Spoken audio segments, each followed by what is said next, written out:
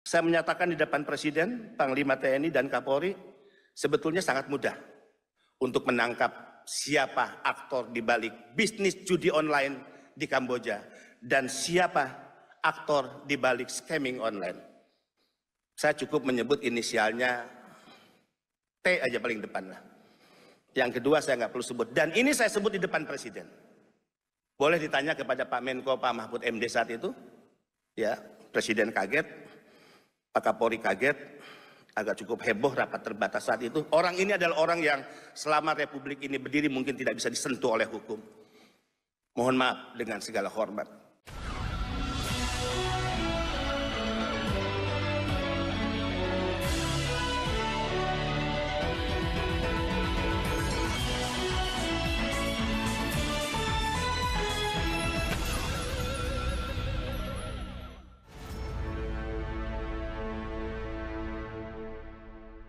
Assalamualaikum warahmatullahi wabarakatuh. Apa kabar? Kembali berjumpa dengan saya, Aris Munarif dari Forum News Network. Kepala Badan Pelindungan Pekerja Migran Indonesia atau BP2MI, Benny Ramdhani, membuat pengakuan yang sangat mengejutkan tentang aktor di balik tindak pidana perdagangan orang. Ini yang membuat banyak pekerja migran Indonesia itu terjebak menjadi operator dari judi online di luar negeri. Ini yang paling banyak kasusnya itu terjadi di Kamboja. Ini mengaku dia sudah melaporkan nama bos besar judi online yang jadi penyebab kasus ini ya, banyaknya terjadi kasus TPPO itu. Dan pada waktu dia melaporkan itu dalam sebuah rapat katanya dia itu dihadiri oleh Menko Polhukam Mahfud MD, Kapolri Jenderal Listio Sigit, dan juga Panglima TNI Jenderal TNI Agus Subianto. Presiden, kata Benny, sangat kaget ketika dia menyebut nama itu yang dia waktu menyampaikan pengakuannya itu hanya dia sebut dengan inisialnya T saja. Dalam beberapa kasus juga BP2MI telah menyampaikan dalam rapat terbatas di Istana Negara di hadapan Presiden dengan tegas saya katakan, jika selama ini kenapa negara tidak mampu menyentuh sindikat penempatan ilegal, nyata bahwa sindikat penempatan ilegal selalu dibackingi oleh oknum-oknum memiliki atributif kekuasaan di negara ini.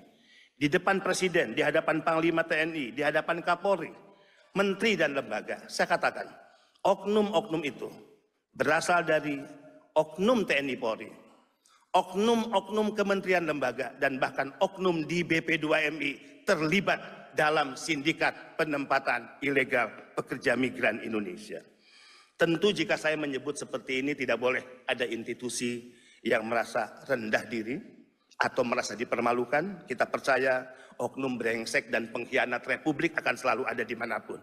Tapi kita yakin di institusi negara, di kepolisian, di TNI, di kementerian lembaga, dan juga yang lainnya, akan masih banyak orang-orang baik yang memiliki komitmen kepada negara merah putih dan Republik ini.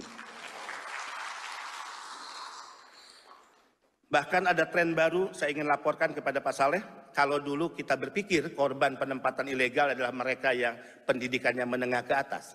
Tidak seperti itu dalam kasus penempatan ilegal ke Kamboja. Rata-rata mereka adalah anak-anak muda, lulusan SMA, kemudian juga bahkan S1. Dan ada case beberapa anak muda S2. Dan dari Sumatera Utara juga tidak sedikit yang menjadi korban. Untuk hal ini, saya menyatakan di depan Presiden, Panglima TNI, dan Kapolri, sebetulnya sangat mudah untuk menangkap siapa aktor di balik bisnis judi online di Kamboja dan siapa aktor di balik scamming online. Saya cukup menyebut inisialnya T aja paling depan lah. Yang kedua saya nggak perlu sebut. Dan ini saya sebut di depan Presiden. Boleh ditanya kepada Pak Menko, Pak Mahfud MD saat itu. Ya, Presiden kaget, Pak Kapolri kaget, agak cukup heboh rapat terbatas saat itu. Orang ini adalah orang yang selama Republik ini berdiri mungkin tidak bisa disentuh oleh hukum. Mohon maaf dengan segala hormat. Saatnya negara mengambil tindakan tegas, tidak hanya menyeret para calo, kaki tangan, tapi mampu hukum menyentuh para bandar, para tekong, mereka yang kita kategorikan sebagai penjahat, penjual anak bangsa yang selama ini mengambil keuntungan dan pesta pora dari bisnis haram perdagangan manusia. Pengakuan Beni itu disampaikan ketika dia memberikan sambutan dalam sebuah acara pengukuhan kawan pekerja migran Indonesia untuk wilayah Sumatera Utara di Medan 2 hari yang lalu. Dan videonya itu memang belakangan itu jadi viral gitu. Kalau kita menyimak pernyataan Beni bahwa saat itu Menko Polhukam itu masih dijabat oleh Mahfud MD, maka itu sesungguhnya peristiwanya sudah terjadi beberapa bulan lalu. Tidaknya kan ini kalau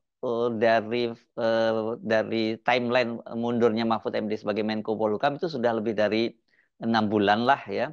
Kan sebab Mahfud MD ini mengundurkan diri sebagai Menko Polhukam tanggal 1 Februari 2024 karena dia ini kan dipilih untuk menjadi calon wakil presiden mendampingi calon presidennya Ganjar Pranowo yang diusung oleh PDIP, P3 dan Partai Hanura, dan kemudian dalam undian kemarin dia disebut sebagai paslon 03.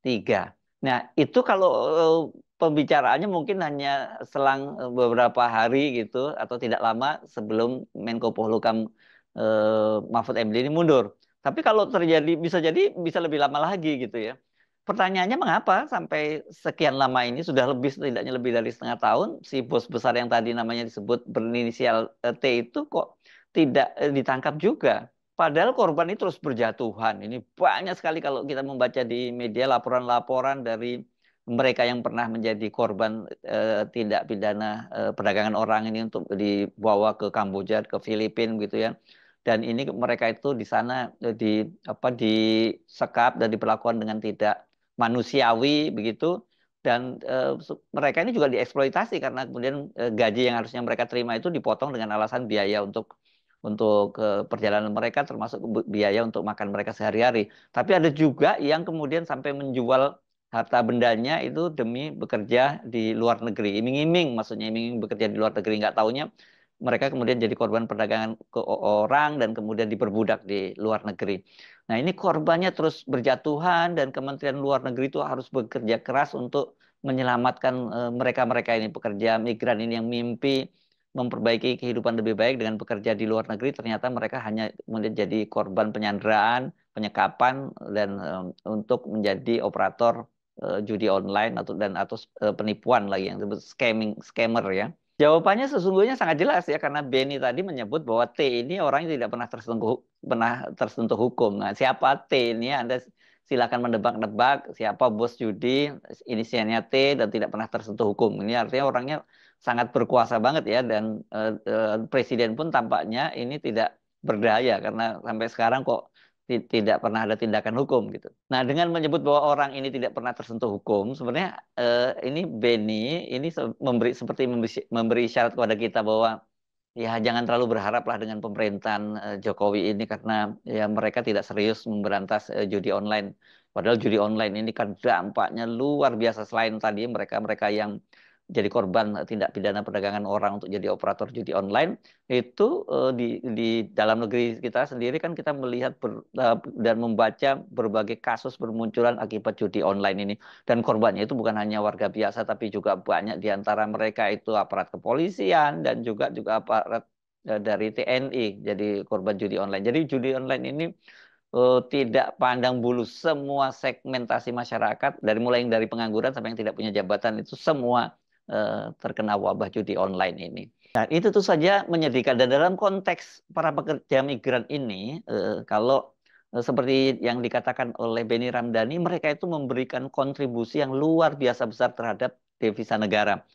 Nah, di tengah pemerintah kita sekarang kesulitan menyediakan lapangan pekerjaan dan juga semakin menipisnya cadangan devisa di dalam negeri, menurut Beni ini berdasarkan data dari Bank Indonesia itu para pekerja migran itu menempati urutan kedua dalam kontribusinya menyumbang devisa terhadap negara. Tidak disebutkan siapa atau sektor apa yang paling tinggi memberikan kontribusi dalam pemasukan devisa kepada negara. Mirisnya para pekerja ini sering jadi korban pemerasan bahkan oleh para aparat pemerintah dan penegak hukum kita di dalam negeri sendiri. Saya berani mengatakan negara telah lama tidak hadir. Negara terlalu lama abai dan negara melakukan pembiaran yang sangat panjang. Praktek sindikat penempatan ilegal adalah praktek nyata di hadapan kita. Dan perdagangan orang adalah bisnis kotor, bisnis haram yang perputaran uangnya sangat besar. Sehingga itulah BP2MI telah menabuh genderang perang untuk menyatakan perang melawan sindikat penempatan ilegal dan tindak pidana perdagangan orang. Negara juga telah memberikan stigma-stigma yang sangat buruk selama ini kepada para pekerja migran Indonesia atau yang dulu disebut tenaga kerja Indonesia. Seolah-olah jika menyebut TKI, mereka adalah orang-orang yang harus dipandang rendah. Mereka dilihat sebelah mata dan mereka bahkan diremehkan dalam perlakuan-perlakuan yang dipertontonkan oleh para penyelenggara negara di negara ini. Sehingga itulah BP2MI menegaskan perlu merubah paradigma, perlu merubah mindset dengan memberikan label terhormat kepada para pekerja migran Indonesia. BP2MI telah menetapkan PMI sebagai pejuang keluarga, PMI sebagai pahlawan devisa, PMI nyata sebagai penyumbang devisa terbesar kedua kepada negara ini. Hal yang menggembirakan, Pak Saleh, Bank Indonesia telah merilis di tahun 2023 bahwa sumbangan devisa pekerja migran Indonesia sebesar 227 triliun kepada negara ini.